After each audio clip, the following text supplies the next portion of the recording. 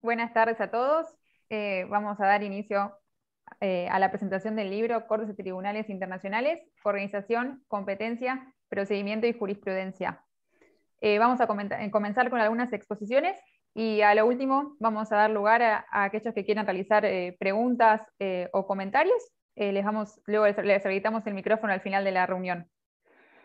Vamos a comenzar entonces con algunas palabras del doctor Emiliano Huiz.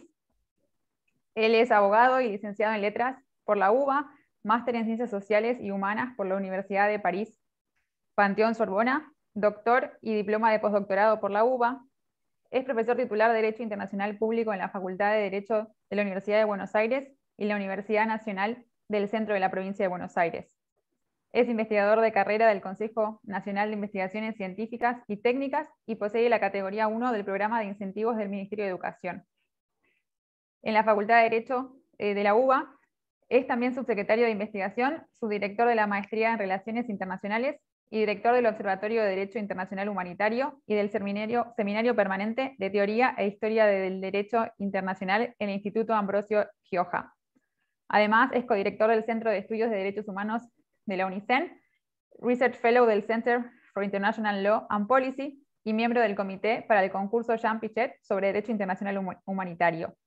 Fue asesor jurídico sobre Derecho Internacional, Desarme y No Proliferación en la Dirección de Seguridad Internacional y Asuntos Nucleares de la Cancillería Argentina y en la actualidad es consultor legal del Comité Interamericano contra el Terrorismo de la OEA. Así que, Emiliano, cuando quieras.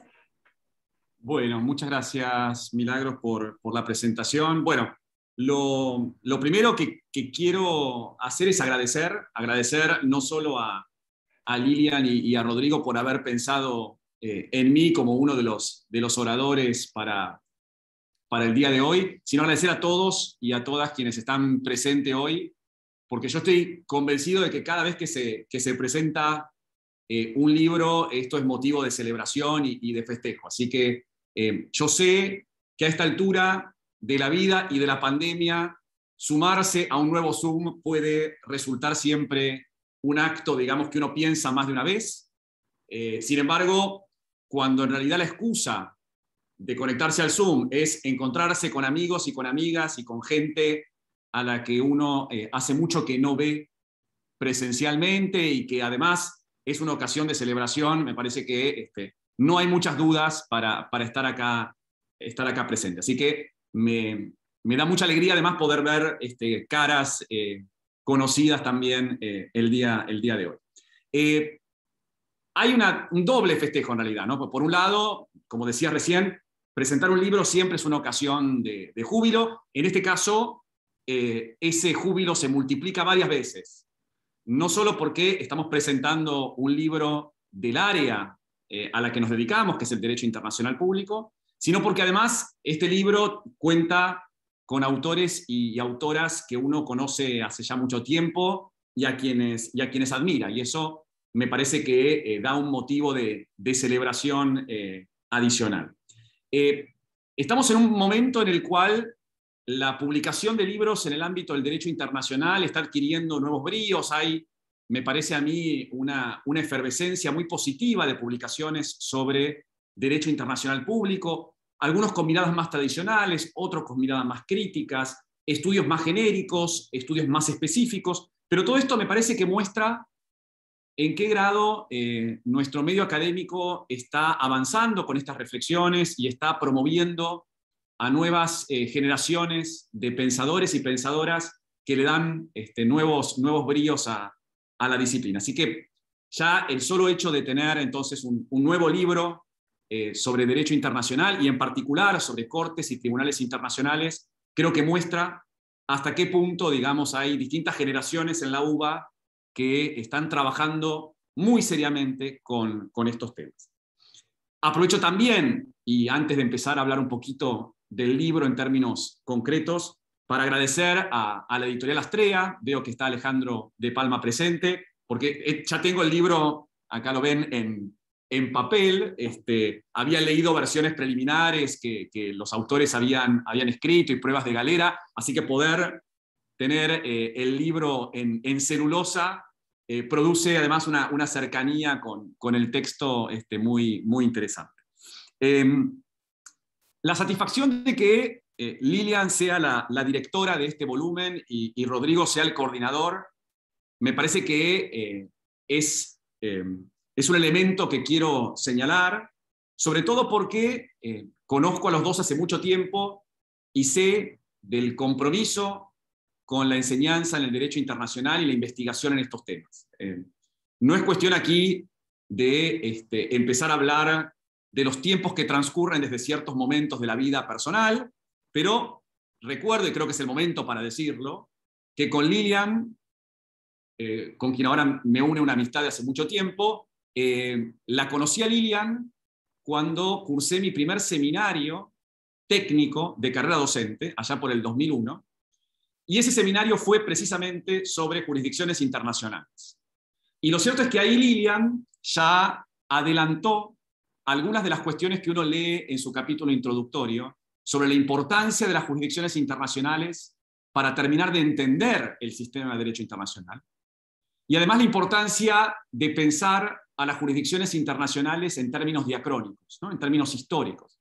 Me acuerdo la explicación de Lilian de la Corte Permanente de Justicia Internacional, la Corte Permanente de Arbitraje, y cómo estas instituciones fueron moldeando el sistema de solución pacífica de controversias que tenemos hoy, con toda la proliferación de instancias jurisdiccionales que en los últimos años ha caracterizado al derecho internacional. Así que, en parte, la lectura del libro me volvió 20 años atrás a esa experiencia docente de carrera que todavía recuerdo. Y con respecto a Rodrigo, también me une un encuentro académico que fue 8 años después de ese seminario en particular, que fue cuando tuve el honor de integrar su jurado de tesis de maestría en el EDENA, donde conocí lo que implicaba también el pensamiento jurídico en las elaboraciones que ya en ese momento Rodrigo estaba haciendo sobre el derecho internacional. Así que para mí, que Lilian y Rodrigo hayan dirigido y coordinado respectivamente la obra, muestra que es una obra que además atraviesa generaciones, ¿no? y que muestra una pluralidad de miradas y de visiones que hacen que sea muy rico el producto. Con respecto a la obra en sí, lo primero que voy a decir es que recomiendo su lectura para todo aquel y toda aquella que estén interesados o interesadas por el derecho internacional y los mecanismos de solución de controversias. Esto parece una obviedad, pero lo cierto es que el texto establece un punto que a mí me parece que no es fácil lograr, digamos, en una obra académica, un punto que está en una mitad de camino muy precisa entre la presentación dinámica de los temas y la simplificación de la presentación de temas que en muchos casos son muy complejos, y por otro lado la profundidad y el rigor del análisis de cada una de estas instancias, ¿no? Entonces, entre la generalidad, que es muy útil para un texto que tiene pretensiones didácticas, y la profundidad y actualidad, digamos, de los temas y del trabajo jurisprudencial con cada una de estas instancias, me parece que se ha encontrado, y eso claramente es mérito de los autores y las autoras y de la dirección y la coordinación de la obra, me parece que se ha logrado un punto ahí que no es sencillo de lograr. Voy a hablar un poquito, porque eso fue lo que hemos acordado para el día de hoy, sobre el contenido de la obra y cómo está estructurada la obra, y un poquito sobre los autores. Si el libro fuese un tratado, hablaría del ámbito de aplicación material y el ámbito de aplicación personal, digamos, del libro. Con respecto a la materia, y esto me parece que es muy interesante, la materia responde a una práctica didáctica concreta, y esto tiene que ver con que Lilian y Rodrigo durante mucho tiempo han estado a cargo de cursos en la facultad específicamente destinados a las jurisdicciones internacionales, a los sujetos y las jurisdicciones internacionales. Y esto se nota, ¿no? Esta voluntad de hacer accesible un material que de por sí es muy disperso, que es muy complejo, que es muy difícil de sintetizar, y mucho más de aunar en una obra consistente y en una obra coherente. Y en ese sentido, creo que el libro consigue algo que Lilian sostiene, digamos, en su capítulo introductorio, y que Mónica Pinto rescata en el prefacio de la obra, ¿no? Que es que uno no termina de entender el derecho internacional si no estudia las jurisdicciones internacionales, porque el derecho internacional es llevado a la práctica por este tipo de jurisdicciones, cortes, tribunales, instancias, y al mismo tiempo son estos tribunales, son estas cortes, son estas instancias las que van haciendo avanzar el derecho internacional, ¿no? Entonces hay como una especie de círculo de interacción constante donde cortes, tribunales e instancias internacionales son esenciales para entender la praxis del derecho internacional. Y esto me parece que queda muy claro en la obra. Voy a hablar en un ratito respecto de cómo está organizado el libro, porque también me parece que es muy interesante cómo ofrece una mirada muy, muy genérica y muy comprensiva de los principales tribunales e instancias internacionales. Pero antes voy a hablar del elemento personal. Cuando uno va avanzando, digamos, en la vida y se va poniendo cada vez más viejo, uno valora no siempre o no solo, digamos, el contenido de las obras, sino también el grupo humano que está detrás de la producción de las obras, ¿no? Y esto es un esfuerzo de larga data. Doy fe porque sé que este libro tiene una génesis que se proyecta en el tiempo hasta hace mucho tiempo, pero además es un grupo muy heterogéneo y que me parece a mí, ha podido contribuir desde múltiples miradas hacia un objetivo común, ¿no? Entonces, cuando uno ve la lista de los autores, a quienes voy a mencionar, porque corresponde celebrar los nombres de cada uno y cada una de ellos, uno advierte que hay un equilibrio muy interesante entre formaciones, hay currícula más profundos, hay nuevas generaciones, y también hay un balance de género que no es menor en una obra sobre derecho internacional. Diría, es más, que si mis cuentas no fallan, pero yo me dedico al derecho y no a la matemática, creo que el porcentaje de balance de género es perfecto, ¿no? Me parece que incluso sus 50 y 50, lo cual da cuenta además de las múltiples maneras de atravesar el grupo de gente que la obra presenta. Los autores, además, por supuesto, de Lilian y de Rodrigo, incluyen a Luis Fernando Castillo Argañarás. Los voy a leer en orden alfabético, así los presento y no me olvido de ninguno. Juan Manuel Chiesa, Ximena Fernández Gutiérrez, Leopoldo Godio, Claudio Guillermo Morazzuti, María Clara Nazar, Anabel Soledad Papa y María Jimena Ricci. Insisto, cada uno de ellos es el responsable de algún capítulo. En el caso de Rodrigo, de varios de los capítulos de la obra. Y esto muestra, me parece a mí también, como decía, la riqueza del grupo humano, ¿no? Y es un grupo que Lilian cultivó en su cátedra durante muchos años y que yo, por supuesto, tengo el orgullo, el honor y la responsabilidad de mantener, habiendo sido el continuador, digamos, de la cátedra de Lilian. En cuanto al contenido y a la sustancia, el libro está dividido en partes, ¿no? Y esto me parece que también es muy útil, porque empieza con una sección más genérica, ¿no? Con los tribunales de alcance universal, tanto con competencia general como específica, y ahí hay capítulos dedicados a la Corte Permanente de Arbitraje, a la Corte Permanente de Justicia Internacional, a la Corte Internacional de Justicia, esos 3 capítulos escritos por Rodrigo, y al Tribunal Internacional de Derecho del Mar, escrito por el especialista de la cátedra, Leopoldo, que está acá presente también. La segunda parte tiene que ver con los mecanismos jurisdiccionales vinculados con el comercio y con la integración, y esto es muy interesante también porque permite advertir de qué manera estas instancias se han complejizado, más allá, digamos, de los arreglos judiciales tradicionales. Luis Castillo tiene un capítulo sobre el CIADI, Ximena Fernández Gutiérrez y Rodrigo son coautores del capítulo sobre la Organización Mundial del Comercio. Juan Manuel Chiesa trabaja la solución de controversias del Mercosur, un tema que habitualmente es extremadamente complejo en términos de cómo encarar, porque está no solo los tribunales arbitrales ad hoc, está también el Tribunal Permanente de Revisión, y el capítulo logra sintetizar de manera muy, muy eficaz, digamos, ese universo. Y luego hay una tercera parte que está directamente vinculada con la protección de los derechos humanos, ¿no?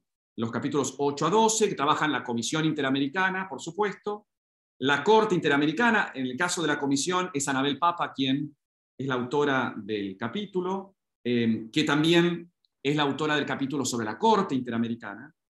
Un capítulo que a mí me pareció también muy interesante y muy original en estas obras, que es el que escribió María Clara Nazar sobre los mecanismos de monitoreo, de promoción y de seguimiento de las recomendaciones de la Comisión. Y esto, evidentemente, ahí la veo a María Clara también. Esto también parece que tiene que ver con la experticia de María Clara y con su experiencia en el propio sistema.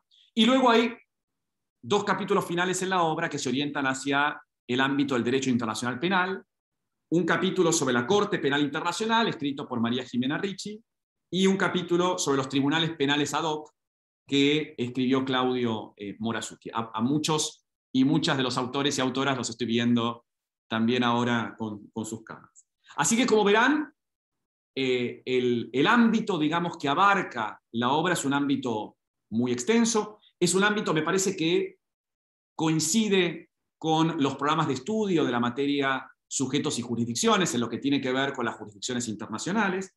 Y una de las cuestiones, voy a rescatar antes de terminar, dos aspectos que me parece que son quizás dos joyitas de la obra, o dos aspectos que me parecen que han sido dos elementos claves para que la obra tenga, además de toda la información que brinda, una dimensión adicional, que tiene que ver, por un lado, con el modo en que cada capítulo está estructurado, ¿no? Uno, cuando se encuentra con material sobre los distintos tribunales, que, insisto, no es sencillo ver ese material recopilado en una sola obra, y esto ya de por sí es un triunfo.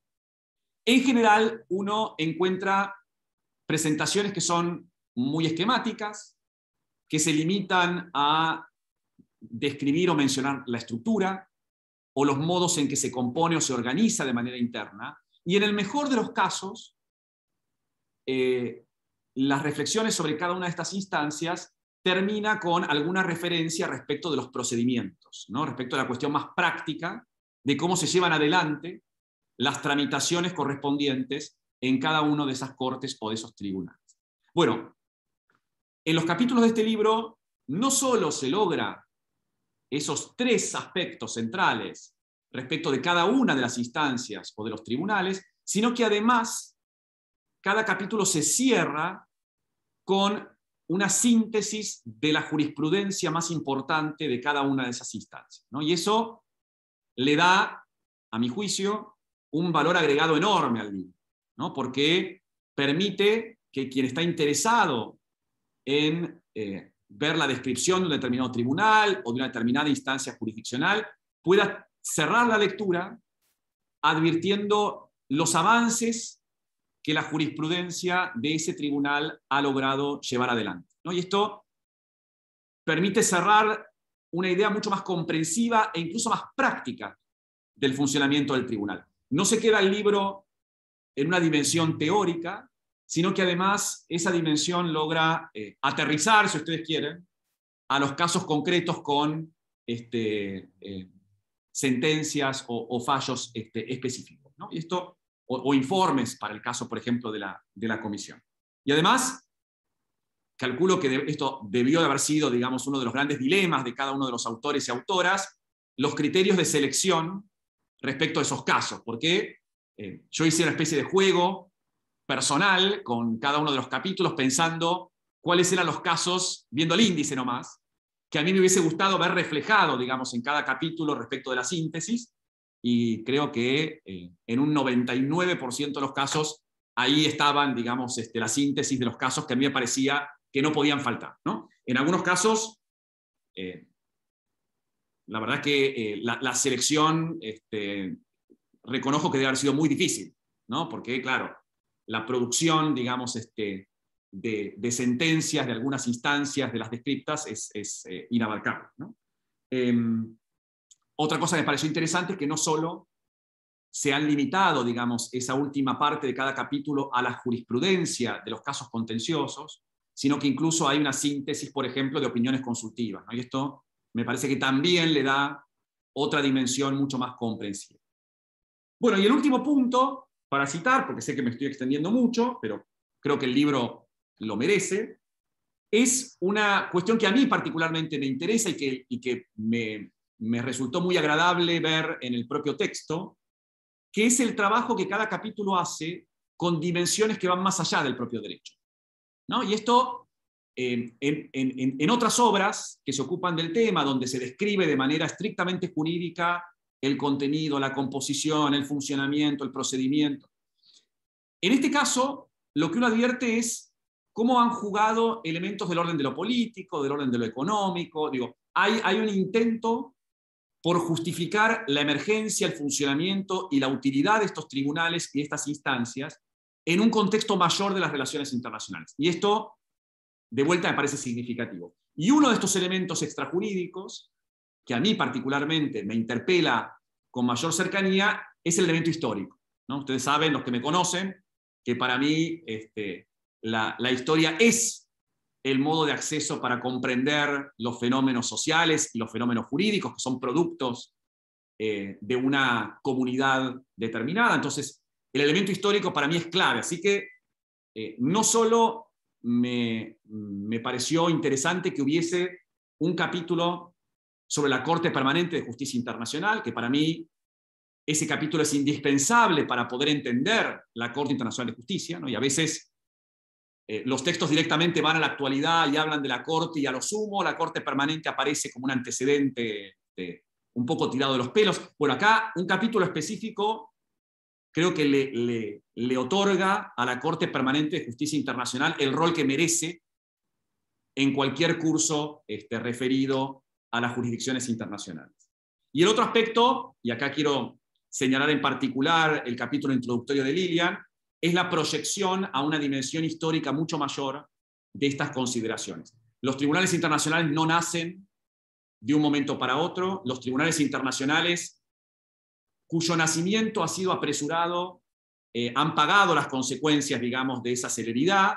Y lo cierto es que estos modos de solución pacíficos de controversias encuentran raíces muy antiguas. Así que cuando he visto en el capítulo de Lilian referencias incluso a las sociedades mesopotámicas o al mundo griego y romano, a la Edad Media, me parece que hay un trabajo de mucha sutileza para intentar mostrar que en definitiva en la comunidad internacional estas cosas se van construyendo de manera muy paulatina, ¿no? Y que la realidad de los tribunales actuales es deudora de todas esas pequeñas proyecciones que a lo largo del tiempo las distintas comunidades política y jurídicamente organizadas han llevado adelante para de alguna manera brindar solución a sus propios conflictos. Así que espero con lo que dije haber mostrado lo indemostrable que es, digamos, todo lo que el texto brinda. Imposible resumir en 15 minutos todo lo que el texto puede dar y todo lo que el texto incluye, pero por lo menos espero haber despertado con estas reflexiones los intereses de quienes pueden acercarse al libro desde múltiples preguntas, ¿no? Desde múltiples interrogantes. El libro creo que puede satisfacer no solo a quien se dedica al derecho internacional, sino también a quien está trabajando en relaciones internacionales, quien está interesado por la política internacional, por la economía, por la historia de las distintas comunidades en el ámbito internacional. Así que desde ese lugar me parece que es un festejo que no solo tiene que ver con las personas que están involucradas, sino además con un producto que me parece que está a la altura de cada uno y cada una de sus autores y autoras. Así que enormes felicitaciones a Lilian y a Rodrigo por haber llevado este esfuerzo épico de culminar un libro tan amplio, tan complejo, y a Luis Fernando, a Juan Manuel, a Jimena, a Leopoldo, a Claudio, María Clara, a Anabel y Jimena por una obra que va a ser muy útil y que espero que todos y todas ustedes tengan pronto en sus bibliotecas y que sus alumnos y alumnas puedan también disfrutar. Bueno, muchas gracias. Muchas gracias, Emiliano, por tus palabras. Vamos a continuar ahora entonces con la doctora Silvina González Napolitano. Ella es doctora en Derecho del área de Derecho Internacional de la Universidad de Buenos Aires, profesora titular regular de Derecho Internacional Público y profesora adjunto de Derechos Humanos y Garantías en la Facultad de Derecho. Es también directora académica del Observatorio de Arbitraje Internacional y Derecho de las Inversiones Extranjeras. También es profesora invitada en la Universidad Torcuato Di Itela y la Universidad Austral. Trabajó durante casi 12 años en la Procuración del Tesoro de la Nación de Argentina, primero como asesora y luego como directora nacional de Asuntos y Controversias Internacionales, donde representó a la Argentina en aproximadamente 50 arbitrajes de inversión. Como experta en el Ministerio de Relaciones Exteriores, Comercio Internacional y Culto de la Argentina, ha participado en la negociación de varios tratados bilaterales de inversión y capítulos de inversión de acuerdos de comercio. Actúa como árbitro en arbitrajes de inversión y además ha escrito varios libros y artículos sobre diferentes temas de derecho internacional. En el año 2003 recibió el premio Roland Jacquemins, otorgado por Instituto de Derecho Internacional, por su trabajo sobre las medidas provisionales en derecho internacional. Doctora, le cedemos la palabra. Bueno, muchas gracias, Milagros, por la presentación y en primer lugar, bueno, agradecer a la directora de la obra, Lilian del Castillo, y a Rodrigo por la coordinación de este libro y en particular por haberme entregado un libro impreso que para los que estamos vinculados a la edición del libro valoramos poder ver la materialidad del libro, la tapa, que ciertamente está muy bien impreso y editado, así que bueno, agradezco mucho esto y también por la dedicatoria que me hizo Lilian. Bueno, en cuanto al tema, si bien ya Emiliano lo dijo todo, no quiero repetir, pero bueno, voy a destacar algunas cosas que me interesaron o que noté. En cuanto al tema, sin duda la solución de controversias es un clásico del derecho internacional y las cortes y los tribunales internacionales, el tema que le sigue, que sin duda este libro va mucho más allá de eso, porque analiza órganos de vigilancia de ciertos tratados, o sea que va incluso un poco más de lo que es estrictamente la corte y las cortes y los tribunales internacionales. Y creo que cubren una laguna en todo lo que es la publicación de libros en Argentina, porque no hay tantos libros dedicados a este tema y no hay tantos libros actualizados, ¿no? sobre esta temática, así que valoro muchísimo eso. Emiliano habló de que este libro interesa no solo a los juristas, sino también a otros académicos en otras áreas, y nombró las relaciones internacionales, y justamente yo dicto una materia en la maestría en Relaciones Internacionales de la Facultad de Derecho, que la materia se llama Solución de Controversias, así que este libro es un insumo fundamental para ese curso, así que ya lo voy a estar ingresando en el programa para la cursada del próximo cuatrimestre. Y sin duda también para muchos cursos, en muchos cursos varios cursos de CPO dedicados a distintos aspectos de la solución de controversias, tal vez no solución de controversias en general, pero sí la materia sujetos y jurisdicciones, que abarcan el estudio de varios de los capítulos que trata este libro. Y también hay otros cursos de CPO más temáticos, por ejemplo, en materia de derecho al mar, que también una parte, estoy segura que Leopoldo Odio le va a dar muchísima utilidad al libro en general. Bueno, en cuanto también a los capítulos, a lo que estuve observando en los capítulos del libro, valoro muchísimo la importancia del estudio preliminar que hace Lilian, o sea, la profundidad con que trata esto. Y yo, a diferencia de Emiliano, no valoré toda la vida el estudio de la evolución histórica de los distintos aspectos jurídicos. Lo valoré de mucho más grande. Y ahora debe ser que me estoy volviendo más vieja, que muchos de los temas de derecho internacional los empiezo con una larga evolución histórica, pero creo que a lo largo de los casos en los que me tocó trabajar, noté que muchísimas veces hay que ir a los orígenes. Y si bien los tribunales, bueno, como algo parafraseando algo de lo que dijo Emiliano, bueno, los tribunales internacionales no nacen, podríamos decir, de un repollo. Hay toda una historia detrás, como él señalaba, y muchas veces son factores, algunos, estudiar la historia de los estatutos, de los tribunales internacionales, de cada una de las palabras, por qué se llegó a cada una de las palabras. Esto hace muchas veces a que las partes litigantes puedan llegar a ganar un caso.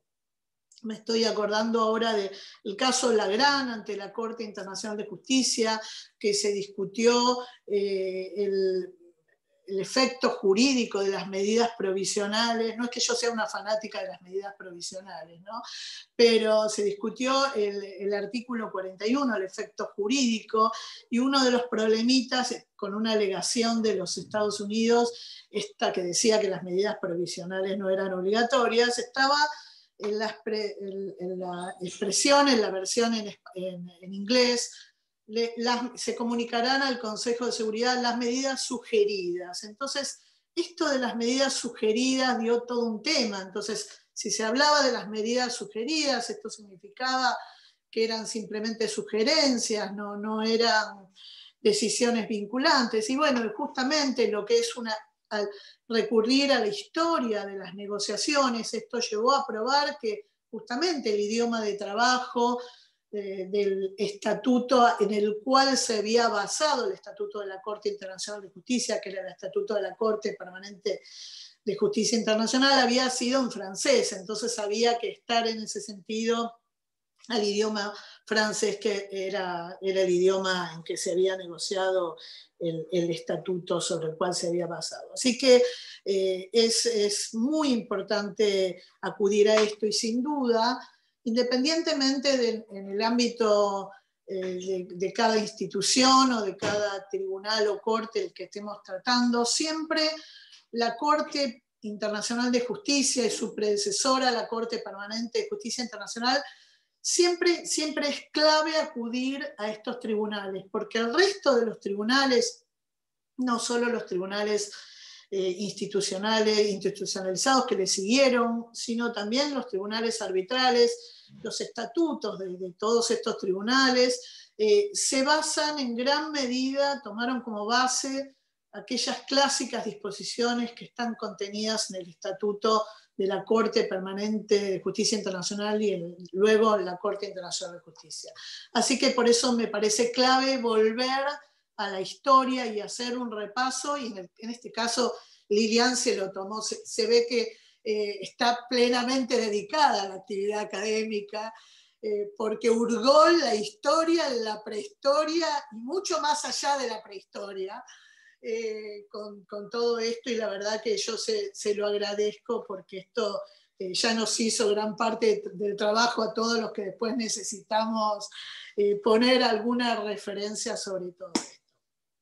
Después también, en cuanto a los temas que trata, son todos temas que son de interés, de un gran interés para la República Argentina, porque, bueno, el único ya no existe la Corte Permanente, pero la Corte Permanente acudimos por toda esta importancia. Pero el resto de los tribunales u otros órganos a los que no, por ahí no son tribunales en el sentido más estricto de la palabra, pero son todos órganos a los que la República Argentina ha tenido oportunidad de ir o tiene oportunidad de ir en el futuro. Son todos casos relevantes. El Tribunal Internacional del Derecho del Mar, al que Leopoldo, cuando habla de la jurisprudencia, le dedica un punto especial al caso de la Fragata Libertad, y esto demuestra la importancia. Yo valoro siempre la importancia de ir a la práctica argentina.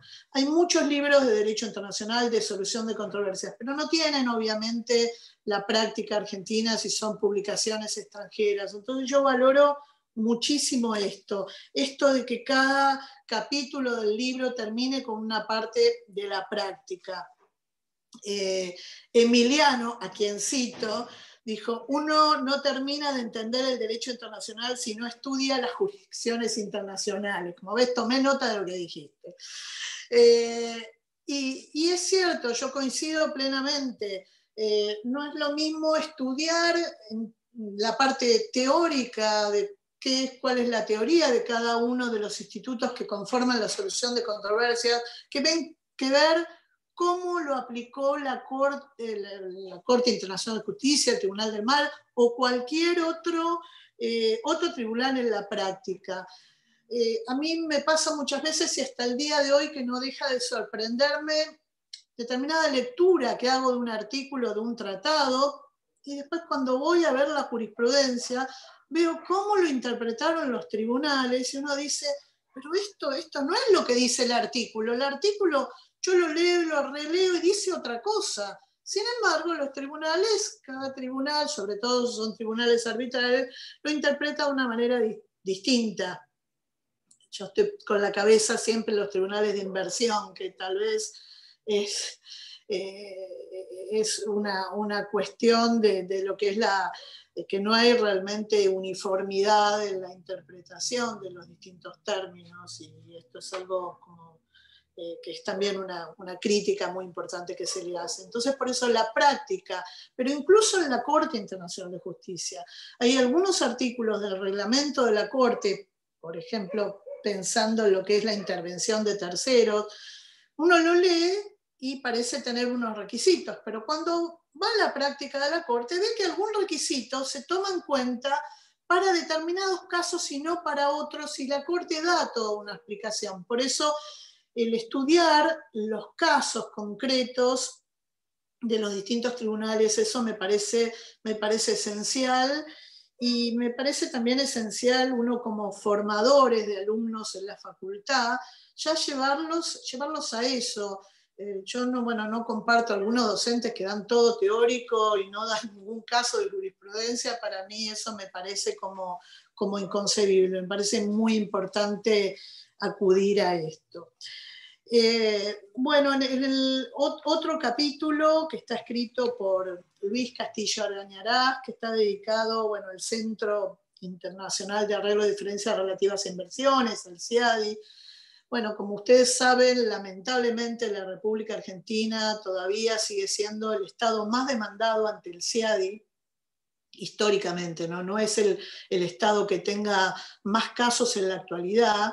Hay otros estados como España, Venezuela, que tienen muchos más casos que Argentina, y ya nos están por alcanzar, pero todavía no. Históricamente todavía Argentina es el estado más demandado ante el CIADI, así que también celebro que Luis haya escrito un capítulo sobre este tema, que ya les digo, sobre el que Argentina tiene tanta experiencia. Yo les diría es el estado más experimentado del mundo en materia de inversiones, de controversias, litigios en materia de inversión.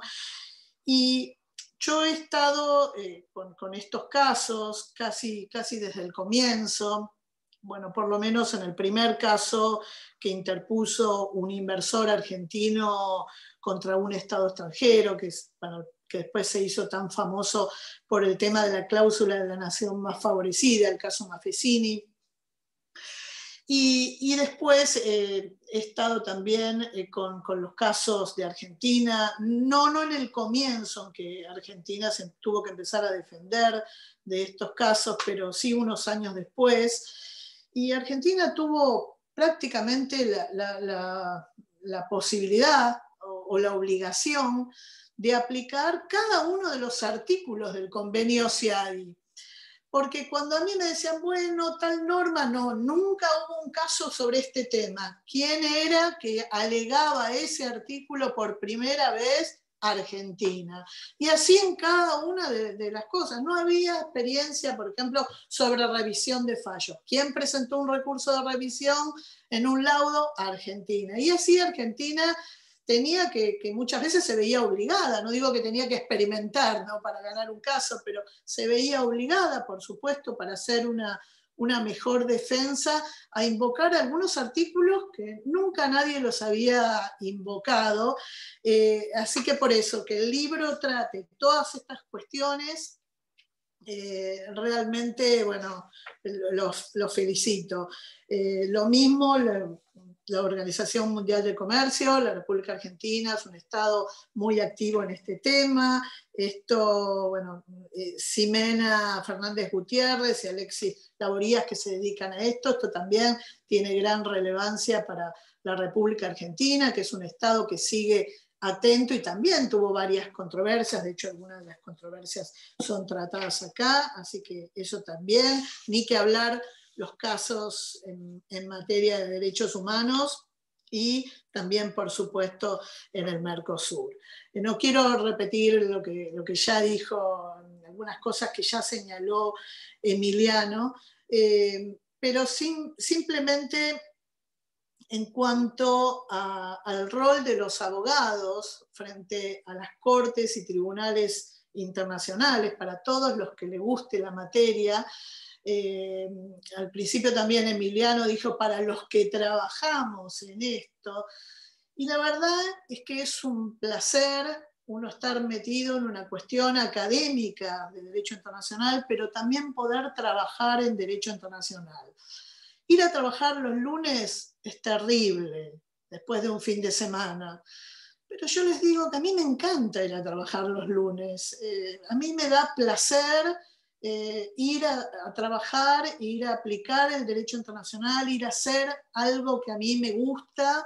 Entonces, cuando uno trabaja en algo que le gusta, es realmente lo más placentero que puede hacer. Y les digo, para todos los que todavía no tuvieron la posibilidad, más que académica, de estar en contacto con el derecho internacional, en la solución de controversias internacionales y puntualmente en los litigios internacionales, hay un espacio importante para abogados argentinos. De hecho, los abogados argentinos son muy buscados por estudios jurídicos internacionales, lamentablemente después se terminan yendo del país, pero incluso también buscados por algunas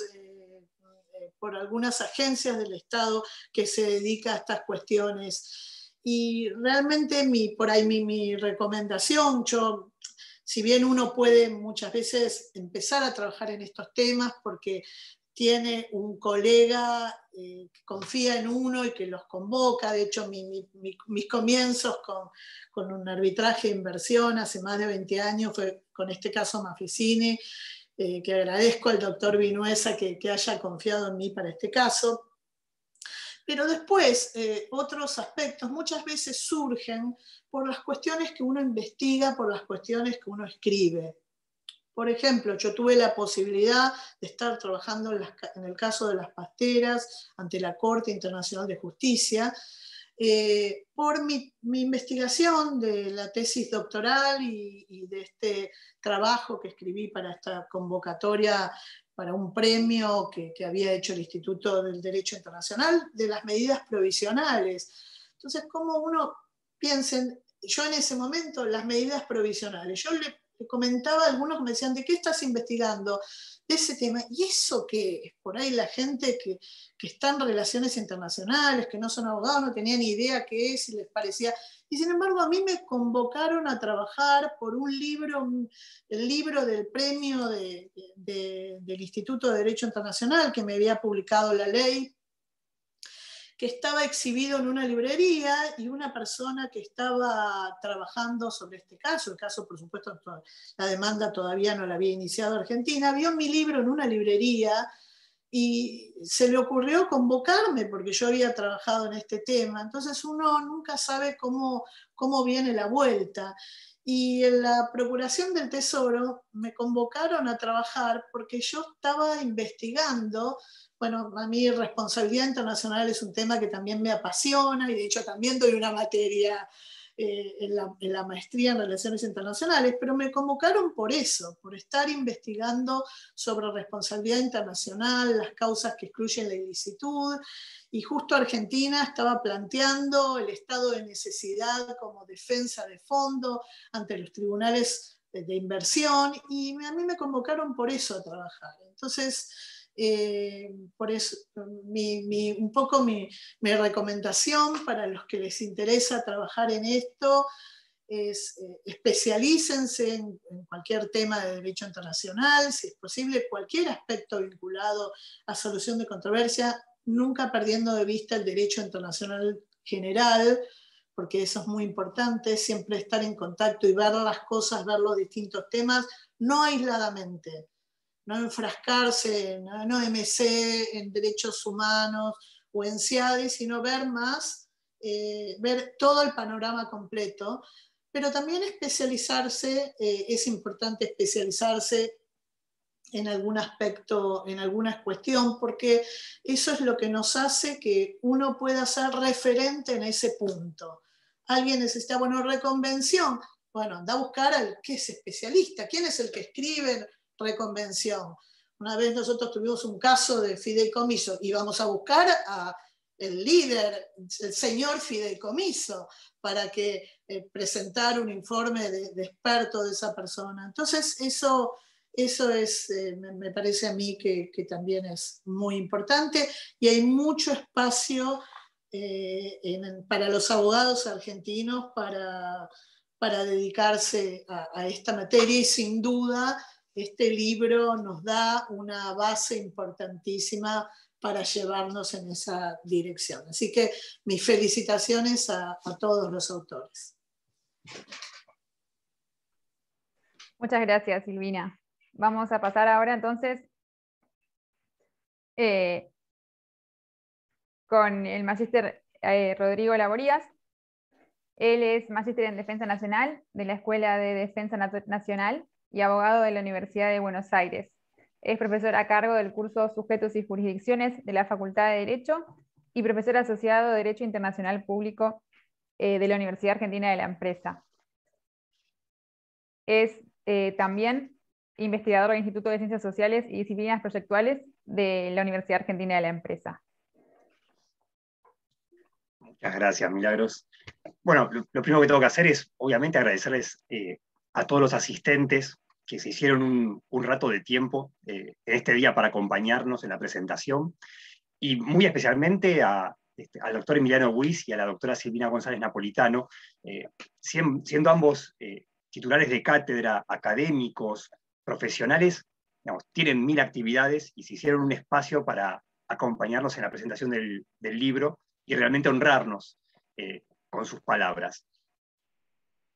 Voy a tratar de ser bastante breve, y en esto voy a repetir algo que aprendí de la doctora Lilian del Castillo hace varios años.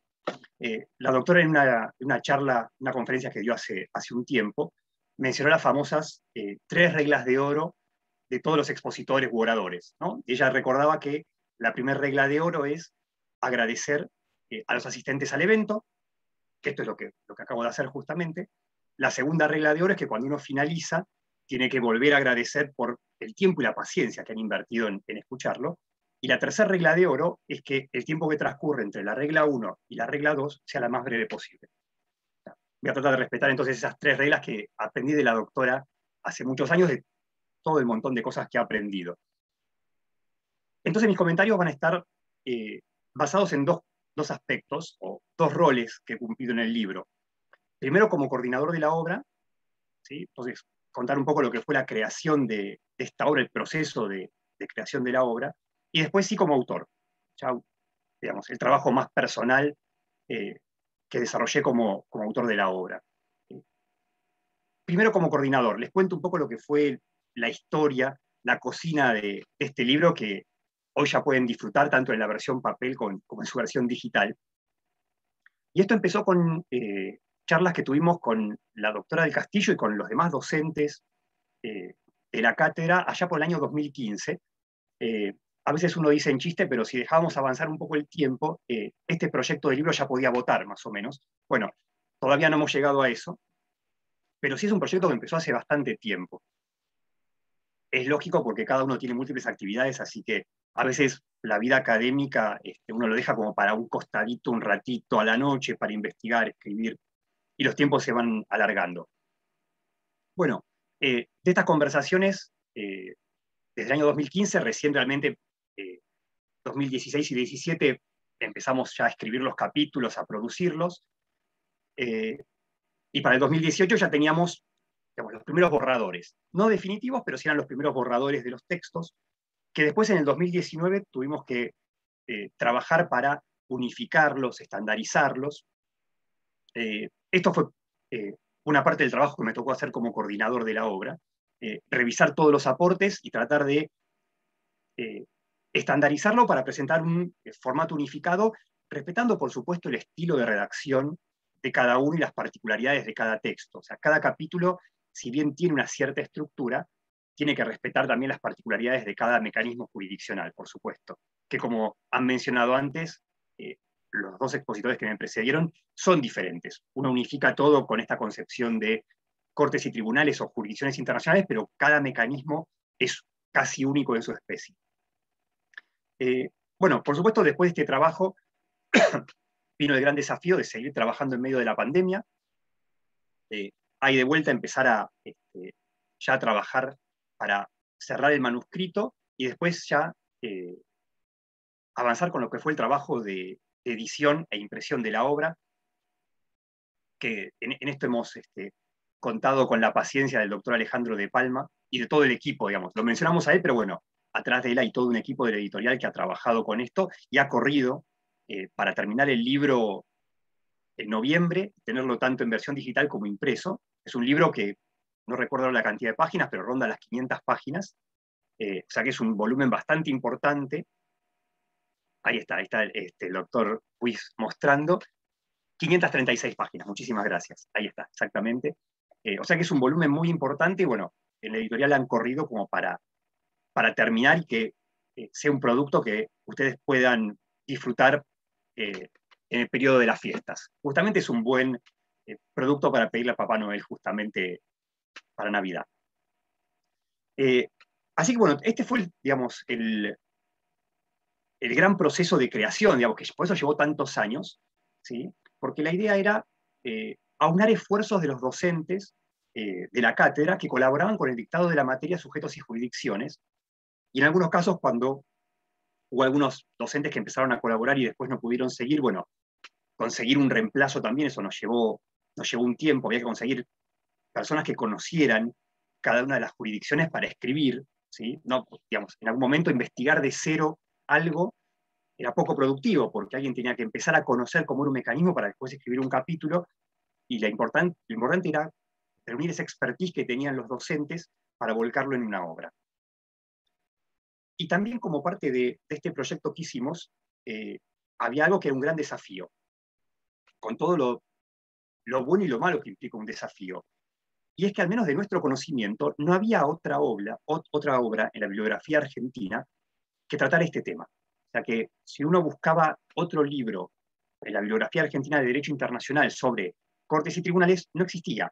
Y posiblemente en idioma español sean muy pocos. Ya ahí no me quiero arriesgar tanto porque puede haber otros libros, pero realmente no conocíamos obras en español que tuvieran este desarrollo. Sí conocíamos o tenemos referencia a otras obras en italiano, en inglés, posiblemente en francés también, pero en Argentina y en idioma español realmente no conocíamos, así que era un gran desafío. Era como aventurarnos a hacer una obra muy novedosa en esto.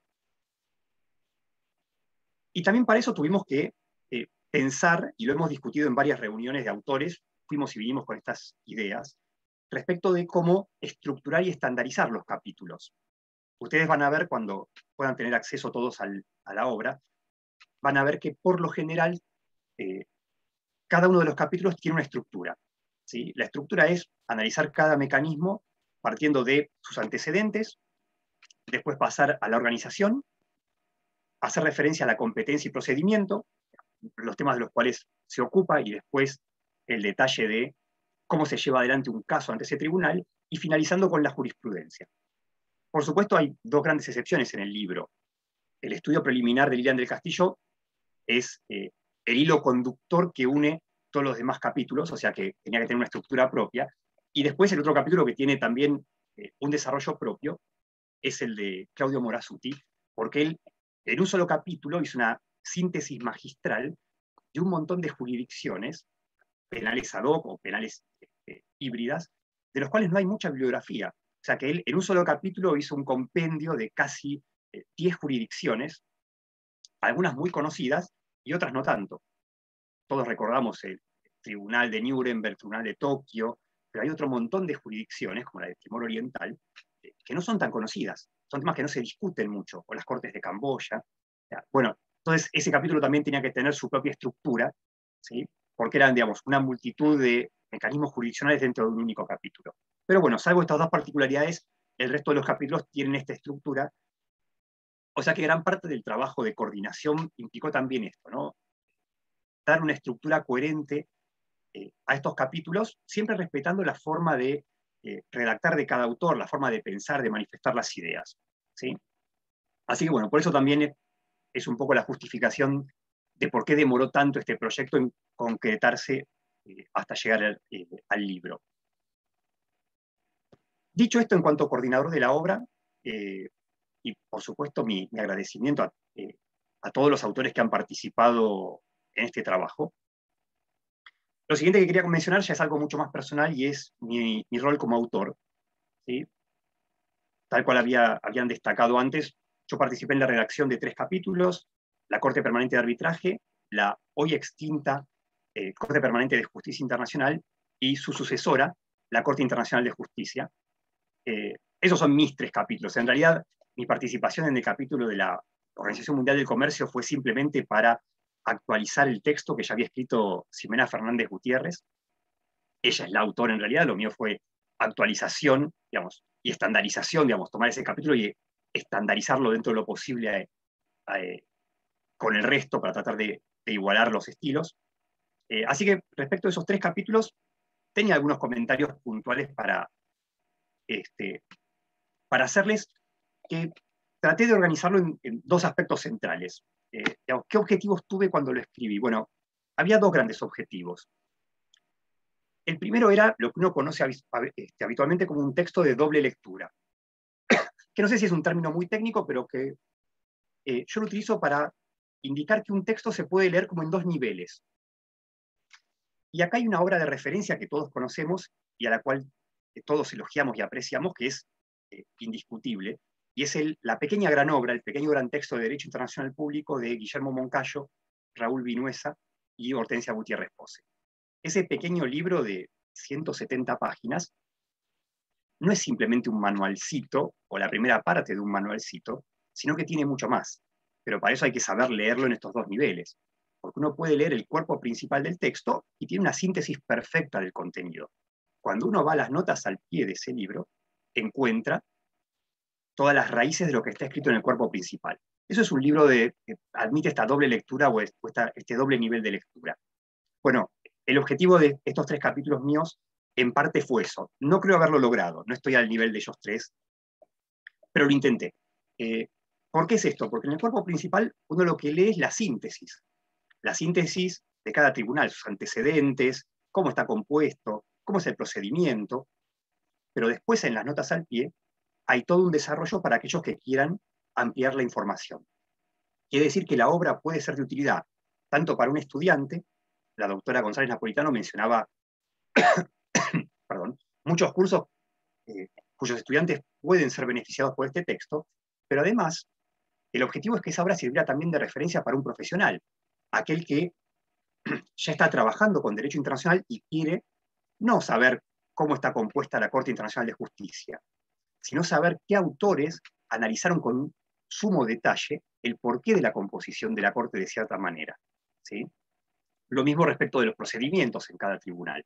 O sea que las notas al pie sirven para complementar y darle esa profundidad extra, ese otro nivel de lectura a esta obra que estamos presentando. Así que entonces también esto sirve como invitación para que no sea una obra, y ese fue justamente el objetivo, que no sea una obra solo para estudiantes, sino que también sirva para el ámbito profesional, ¿sí? Para que sea un libro de referencia para los profesionales.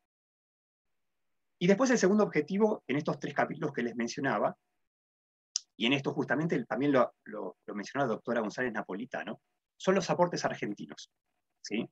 Si bien es una obra de derecho internacional, ¿sí?, no podíamos olvidarnos nuestros aportes, la visión nacional, ¿sí?, aquellos que han contribuido a hacer que el derecho internacional sea lo que es, nuestros maestros, nuestros antecesores, ¿sí?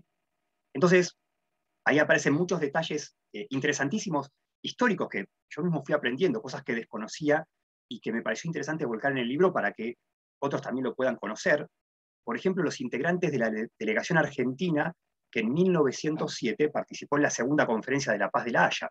En la primera no fuimos invitados, ¿sí?, esto hay que mencionarlo, pero en la segunda sí, digamos, y honramos esa invitación con una delegación de lujo, por 3 representantes más importantes, eran Carlos Rodríguez Larreta, Luis María Drago y el futuro presidente Roque Sáenz Peña, ¿sí? Una delegación que fue elogiada por sus pares, por el nivel que tenían y por la firmeza en las posiciones que sostenían.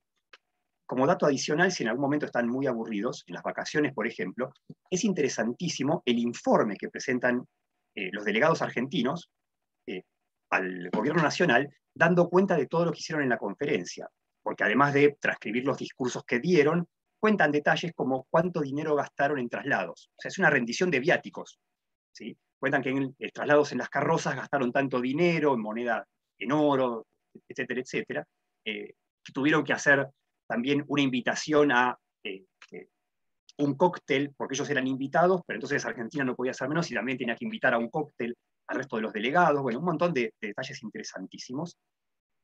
Después, otra particularidad, y esto es creo que un gran honor para Argentina, y hay que mencionarlo, en 1920, cuando el Consejo de la Sociedad de las Naciones, con ayuda del secretario de la Sociedad, realiza una invitación a lo que iba a ser el comité de juristas que redactaría el maravilloso estatuto de la Corte Permanente de Justicia Internacional, que el 80% de ese texto es el que tenemos hoy para la Corte Internacional de Justicia. Bueno, en esa invitación, el Consejo de la Sociedad de Naciones seleccionó a los 10 juristas más importantes del mundo, no representantes de gobiernos, sino juristas, especialistas en derecho internacional. Y uno de los invitados fue justamente Luis María Drago. ¿Sí? Lamentablemente Drago no pudo participar. Envió una respuesta por carta a la Secretaría de la Corte, a la Secretaría, perdón, de la Sociedad de Naciones, en la cual manifiesta que por motivos personales ¿sí?, no podía asistir, pero que se ofrecía a colaborar desde Buenos Aires con todo lo que fuera necesario. Lamentablemente, digamos, era por motivos de salud que Drago no podía asistir y él fallece al año siguiente, en junio de 1921. Pero bueno, esto es algo que hay que destacar. O sea, que dentro de estos 10 juristas ilustres que todavía hoy recordamos, que mencionamos con nombre y apellido en la obra, bueno, estuvo invitado un argentino. ¿Sí? Un jurista argentino estaba entre los más destacados en ese momento. Después, por supuesto, cuando avanzamos ya a la Corte Internacional de Justicia, los aportes de nuestro país ya son más conocidos, pero de vuelta hay que mencionarlos, porque todos recordamos a José María Ruda como juez y presidente de la Corte, pero también había el momento de mencionar a Lucio Moreno Quintana, el primer juez argentino en la Corte Internacional de Justicia, y aprovechar a recordar que para la primera composición de la Corte, en 1946, había sido propuesto Luis Podestá Costa, ¿sí?, uno de los internacionalistas argentinos más importantes del siglo XX, ¿sí?, maestro, entre otros, de José María Ruda. O sea que, digamos, los capítulos también tenían este objetivo, siempre que fuera posible, y a veces en notas al pie, mencionar, ¿sí?, a nuestros maestros y antecesores en el derecho internacional. Bien, ahora sí, digamos, simplemente para cerrar, espero haber respetado estas 3 reglas de oro que aprendí de la doctora del Castillo. 2 agradecimientos, o 3 agradecimientos bastante puntuales. Primero, bueno, nuevamente al doctor Alejandro de Palma y a todo el equipo de la editorial Astrea que nos acompañaron y corrieron atrás nuestro para tener el libro en medio de la pandemia, ¿sí? O sea que ha sido un esfuerzo realmente muy, muy grande. Y después también, inevitablemente, el siguiente agradecimiento tiene que ser para la doctora Lilian del Castillo, porque ella fue la que me permitió trabajar con ella en el dictado de esta materia, sujetos y jurisdicciones, quien después me propuso para ser el adjunto a cargo de esta materia, o sea que gran parte de todo lo que soy como docente y profesional también se lo debo a ella. Y después también al doctor Emiliano Buis, con quien sigo desempeñando este trabajo a cargo de esta materia. O sea que en ellos dos está representado, digamos, toda una continuidad de muchos años de docencia, investigación y de mi formación como profesional también. Y el último comentario, muy, muy rápido, y ya con esto cierro, es que así como les agradezco a ellos, digamos, desde esta posición, también tengo que reconocer a alguien que sigue mis pasos, espero que no exactamente mis pasos porque iría por mal camino, que es Milagros Boeri, que me viene acompañando en el dictado de la materia desde hace muchos años, con una paciencia infinita, por supuesto. Entonces, para ella es esa recomendación, digamos.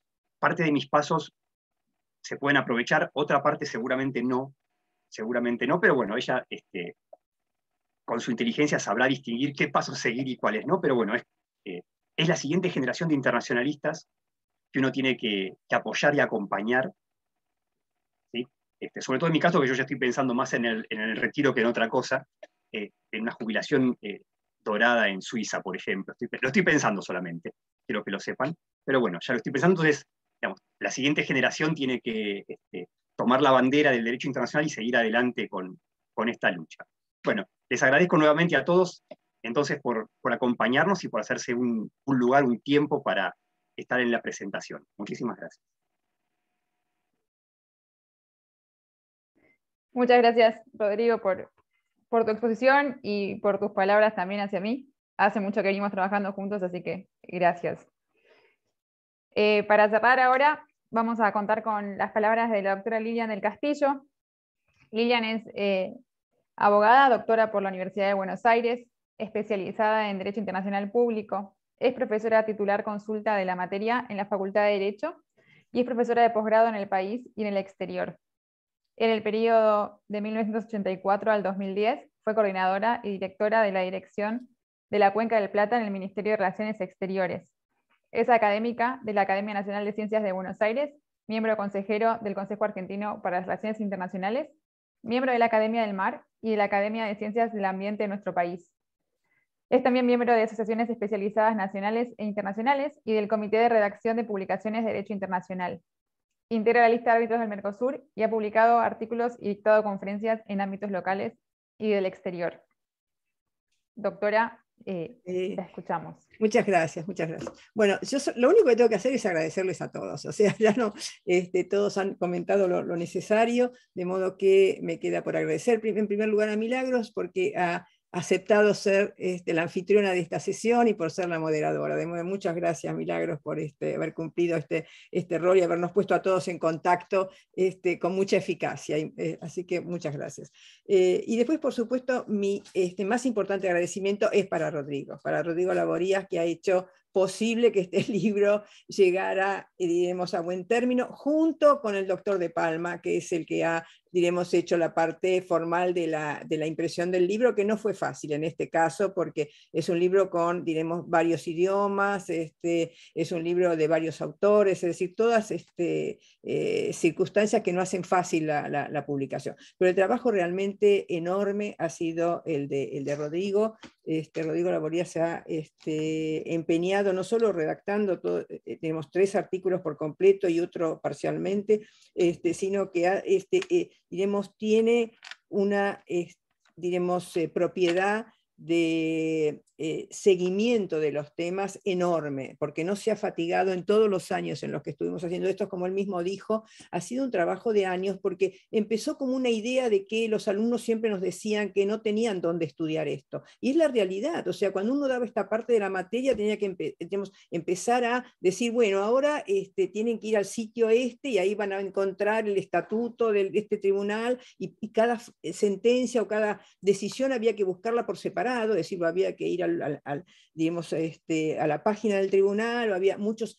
Otro de los temas es que la jurisprudencia internacional no está en español, de modo que ahí era otro de los temas. Entonces teníamos algunos casos que estaban, unas sentencias que estaban traducidas, pocas, otras tenían traducido el resumen en general las decisiones son largas, o sea que uno no traducía todo, sino algunos pedazos o, o algunos resúmenes, de modo que había como una carencia, y eso finalmente nos dijo, bueno, y si nosotros empezamos diremos, a tratar de suplir esta carencia, haciéndolo, no, diremos así, haciendo algo como esto.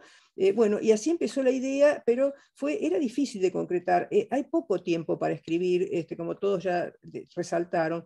Es decir, hay muchas ocupaciones y la docencia en general acá en la Argentina no es una docencia profesional, es decir, no es una docencia full time, sino que es una docencia que acompaña a otro trabajo, que muchas veces es el trabajo principal, es decir, es como que hay un trabajo profesional que no es la docencia y hay el trabajo docente que es complementario, salvo algunos casos que ahora por suerte eso se va ampliando, digamos, hay más posibilidades de que eso se cumpla, de que alguien sea un académico a tiempo completo, tal vez el CONICET en eso está proporcionando facilidades para eso, y también el hecho de que haya más ámbitos académicos y más ámbitos universitarios también, de modo que no es fácil, y no es fácil reunir 10 personas, por ejemplo, para que puedan hacer un libro de esta naturaleza. Otro de los temas es que dentro de esa selección, una de las cosas importantes fue dejar de lado la Unión Europea. Entonces, la Unión Europea era otra. Si nosotros entramos en la Unión Europea y en los tribunales europeos, y en el Tribunal Europeo de Derechos Humanos, y en la Corte Europea, es decir, era como era demasiado, es decir, no íbamos a poder reunir, o iba a ser un libro de 800 páginas, con lo cual, diremos, no iba a ser un libro accesible, o un libro, diremos, que podíamos concluir. De modo que eso fue una decisión importante. Es como que, bueno, falta algo que es sustantivo, ¿no? O sea, dejar de lado la Corte Europea de Derechos Humanos, es decir, es algo que parecía que no se podía. Bueno, a mí me costó mucho tomar esa decisión, pero finalmente dije, bueno, hagamos lo que podemos, es decir, abarquemos lo que podemos, que ya es mucho, ¿no? Tener esto. Podemos también hacer un futuro libro sobre todo las jurisdicciones europeas, que sería otro gran tema, pero a la vez no sé si eso tiene demasiada demanda, ¿no es cierto? Nuestros estudiantes, además de conocer, tenemos lo general y lo regional nuestro, como sería Mercosur, o digamos, las instancias que nosotros tenemos que conocer necesariamente, y irnos a algo regional, que a la vez es algo que es como otro ámbito muy grande. Así que eso fue una decisión que tomamos, así con Rodrigo y los demás, ¿no es cierto?, de dejar eso de lado. Creo que no fue equivocada, porque bueno, ya tenemos un libro suficientemente abarcativo con esto. Y diremos, otras de las, bueno, y después diremos, cada uno, por suerte, tuvimos mucha respuesta en toda la gente de la cátedra para tomar cada uno distintas partes. Tuvimos también gente que tuvo que dejar porque no pudo por razones de trabajo. Por ejemplo, Andrea Macchiello era la que había empezado la parte del CIADI, y después ahora está practicando diremos, los sistemas de integración en la práctica, porque ella es diplomática y la Cancillería la trasladó a Bruselas, de modo que está ya practicando la integración internacional in situ, pero no pudo seguir con su capítulo del CIADI, así que bueno, igual se lo agradecemos toda su participación y la colaboración en la cátedra a lo largo de mucho tiempo. También Luciana Minassian, que empezó con los tribunales penales internacionales, y después no pudo, los especiales, o sea, los híbridos, los especiales, de modo que, y también eso se fusionó, y después eso, diremos, fue Claudio Morazzuti el que hizo ese capítulo, que es un capítulo difícil, diremos, esos tribunales híbridos y tribunales ad hoc es una circunstancia, digamos, son cortes especiales. No es fácil, diremos, encontrar ese material, y después también, diremos, traducir todo eso, porque los resúmenes que están incorporados en este libro son traducciones de los textos originales, de modo que ahí digamos, esto es un aporte importante de esta obra, y es que hace accesible a los que no pueden, diremos, leer con fluidez el inglés o el francés, tener en español no todo el caso, pero sí la esencia de muchos de estos casos. Entonces creo que eso ha sido diremos, un aporte de muchos, de los que están figurando y de los que no están figurando, algunos de los que no figuran, pero diremos, comenzaron a hacer esta parte de esta obra. Algunos en el transcurso de este tiempo se trasladaron, están en el exterior, pero digamos, siguieron en contacto con nosotros a pesar de, digamos, de que haberse trasladado. Otros no estaban acá, prácticamente no estuvieron nunca, como por ejemplo Juan Manuel Chiesa, que ya estaba, que era becario de OEA, y bueno, pudo hacer su parte y digamos, si sigue en contacto, a pesar de que tampoco está viviendo acá. De modo que fue, digamos, unir el esfuerzo de muchas personas y digamos, poder concretarlo. En esto fue muy importante la editorial de Palma, el doctor de Palma en eso diremos, nos dio algunas pautas, por ejemplo, interesantes. Pienso que una de las ideas que habíamos tenido con Rodrigo era que cada tribunal tuviera solo 2 casos al finalizar el capítulo. Es decir, un capítulo sobre, por ejemplo, en los que tienen opinión consultiva y parte contenciosa, poner digamos, el resumen de un caso contencioso y el resumen de una opinión consultiva. Y el doctor de Palma nos dijo que le parecía que iba a ser más útil para el lector, siempre pensando que uno tiene que ser, diremos, pensar en que tiene que ser una obra útil para el que la va a utilizar, que era más interesante poner más casos en un resumen más breve que 2 casos en resumen más amplio. Y creo que eso fue muy inteligente, es decir, que seguimos ese criterio que nos dio el doctor de Palma, y creo que eso le ha dado al libro una mayor utilidad, ¿no es cierto?, al que vaya a utilizar la obra. Con respecto, digamos, finalmente, digamos, además de agradecerles a todos ustedes por toda esta colaboración, a los presentadores, que les agradezco muchísimo a Emiliano Huiz y a Silvina González Napolitano por sus presentaciones. Realmente no sé, son personas que yo quiero muchísimo. Creo que tengo que decirlo primero, aparte de sus enfoques académicos, los conozco de tantos años, con Silvina nos conocemos de tantos años, con Emiliano menos porque él es muy joven, así que no podemos ser tantos años, pero lo conozco de muy joven, de modo como él dijo. Así que realmente a los dos los quiero muchísimo, como a toda la gente que me rodea en la cátedra, o sea, gente con la que uno tiene una gran diremos, relación afectiva, no es solo una relación académica la nuestra es realmente una relación afectiva. Así que creo que, por supuesto, lo incorpora Milagros Güell también allí, o sea, con ella no he tenido el trato tanto, pero por supuesto que está también en eso, incluida en ese grupo, y a todos los que están afuera también. Algunos no los he tratado mucho, por ejemplo, el caso de María Clara Nazar, que fue como incorporada en el último instante, realmente creo que me parece que el aporte de ella ella trabaja en esto, en la Comisión de Derechos Humanos de la OEA, y creo que su visión de cómo es el funcionamiento, del seguimiento de las opiniones, de las recomendaciones de la Comisión, es algo excelente. Aparte, no es algo que uno lo lee en ninguna parte. Es decir, yo hasta que ella me mandó la experiencia de ella, que yo digamos, me parece que no lo había leído así con esa, ¿no?, con esa puntualidad. En este país hacemos esto, acá recomendamos aquello, estamos haciendo este seguimiento. Es decir, hay como toda una apertura que antes no tenía la Comisión, de seguir, no solo, o sea, una cosa es la Corte siguiendo el cumplimiento de sus fallos, pero otra cosa es la Comisión siguiendo el cumplimiento de sus recomendaciones. Eso es una innovación cuando se reforma el estatuto de la Comisión, de modo que eso es realmente algo innovador que incorporamos nosotros. Y le agradezco mucho a María Clara que haya hecho ese aporte. Y Anabel Papa ha hecho un trabajo extraordinario, con el trabajo de la Comisión, el trabajo de la Corte, realmente Anabel le agradezco muchísimo porque ha hecho un excelente trabajo. Todos hicieron un excelente trabajo, por supuesto. Y también le quiero agradecer particularmente a Luis Castillo, que cuando Andrea Maqui lo tuvo que dejar porque la trasladaron a Bruselas, él aceptó, diríamos, tomar el capítulo de CIADI, que es un capítulo, es muy difícil. O sea, la única que lo podría haber hecho, diríamos, y que no se lo podía pedir, era Silvina, porque ella es la experta número 1 acá en el CIADI, con todos los aspectos, porque ella conoce todo, conoce la aplicación, todo. Andrea Maquilo también, ella había actuado en algunos de los casos. Así que ella en la Cancillería, digamos.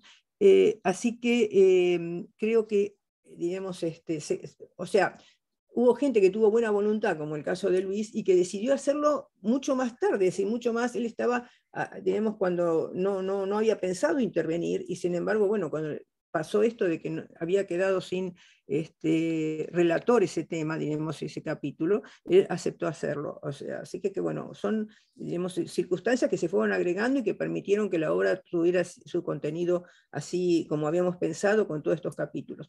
Y le quería agradecer también a Sandra Negro, porque ese capítulo de la Organización Mundial de Comercio era complicado. La Organización Mundial de Comercio estuvo y está en una situación complicada, y realmente tener a alguien que tuviera los conocimientos que ella tiene sobre el desenvolvimiento de los paneles de la Organización Mundial de Comercio no es fácil de encontrar. Alguien que dispuesto, diremos, a auxiliarnos. Es decir, ella no figura, pero tendría que figurar también, pienso, Sandra Negro, porque ha tenido ella fue como consejera de ese capítulo, pero es una consejera muy importante. De modo que, bueno, eso es mi agradecimiento a todos los que, digamos, a los que les debo haberse podido ser directora. Es decir, yo soy directora en deuda con todos ellos, ¿no? O sea, les adeudo todo el contenido del trabajo, salvo mi estudio preliminar. El estudio preliminar era un estudio mucho más grande, era un estudio que tenía 80 páginas.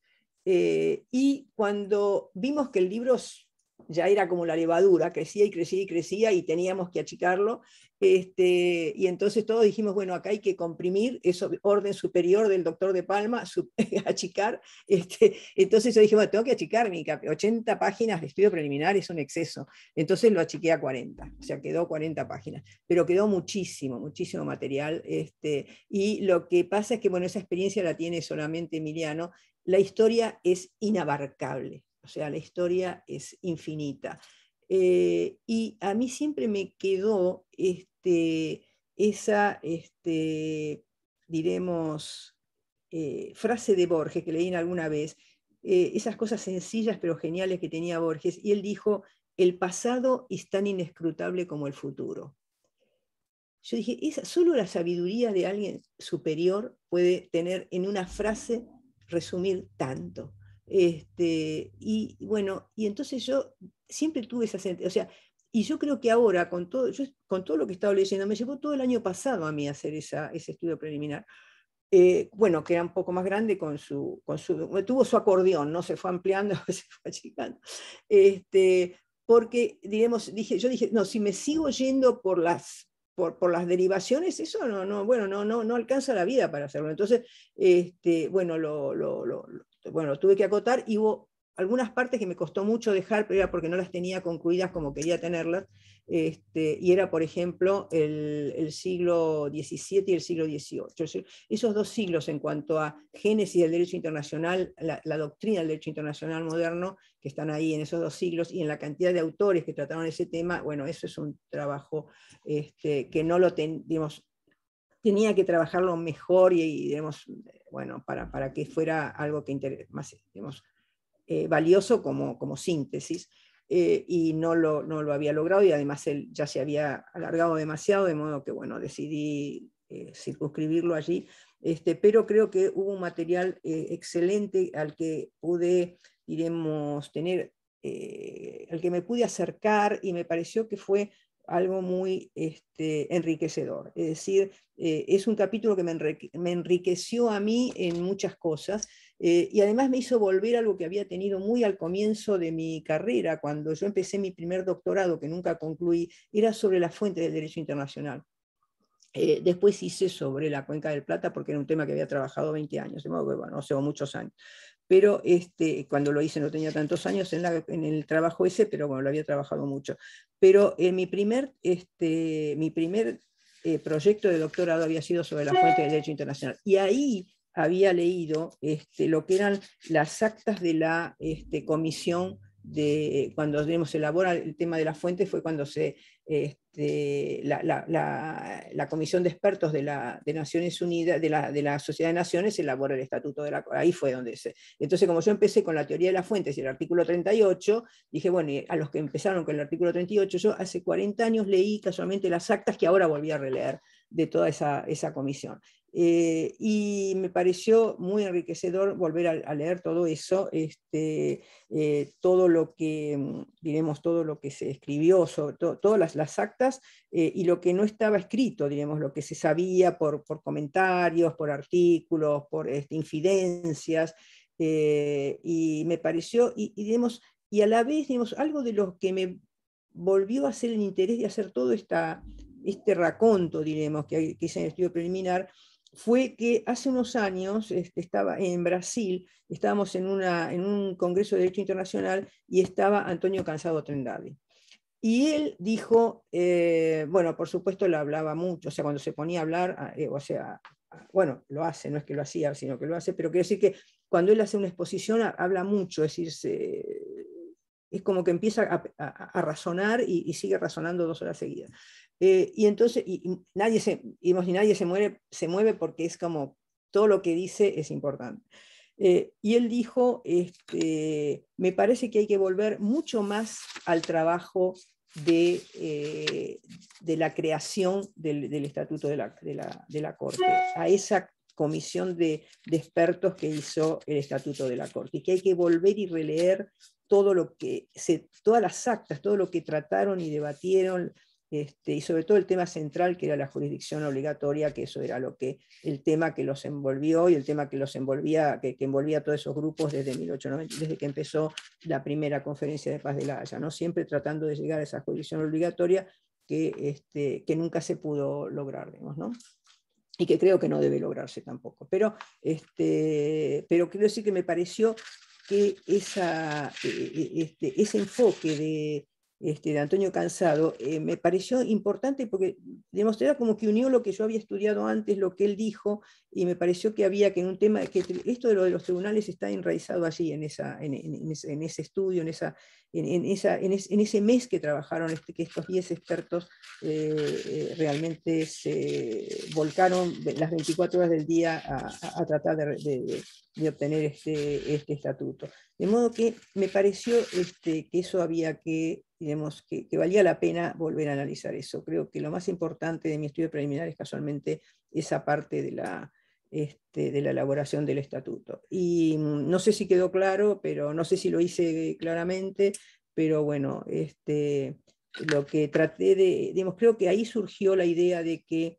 digamos que el derecho internacional necesitaba esta herramienta, es decir, completar en las fuentes la creación del derecho y la aplicación del derecho. Es decir, que habría un poco eso, la antigua, el concepto del derecho romano, de que no es el derecho el que hace la acción, sino la acción el que hace el derecho. Es decir, el derecho romano decía, si yo tengo esta acción, es porque tengo un derecho que me justifica esta acción.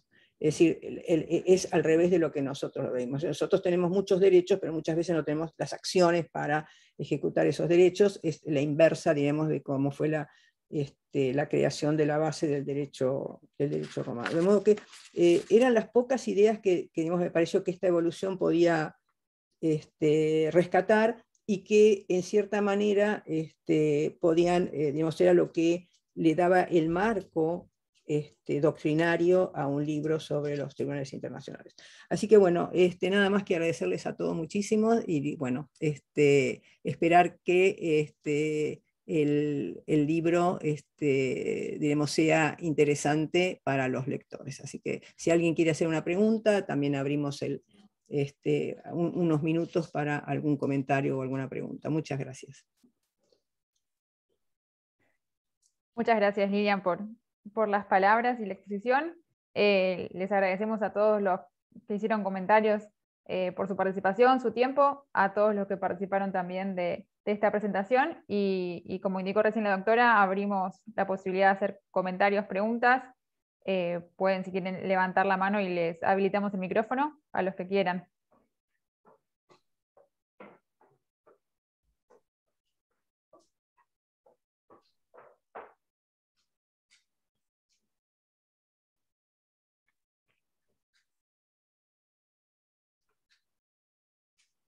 Bueno, no tenemos, parece, ninguna pregunta o comentario. Bueno.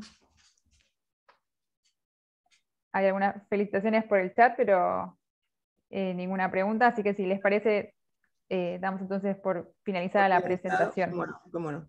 Bueno, muchísimas gracias a todos, realmente ha sido muy reconfortante para mí escucharlos a todos, escuchar estas opiniones y a la vez reiterarles que les agradezco a todos el tiempo, no solo de la reunión de hoy, sino todo el tiempo en los comentarios y diremos, creo que lo que les agradezco a todos es la amistad que, diremos, transmiten, además de los comentarios y de todo lo académico. Así que muchísimas gracias.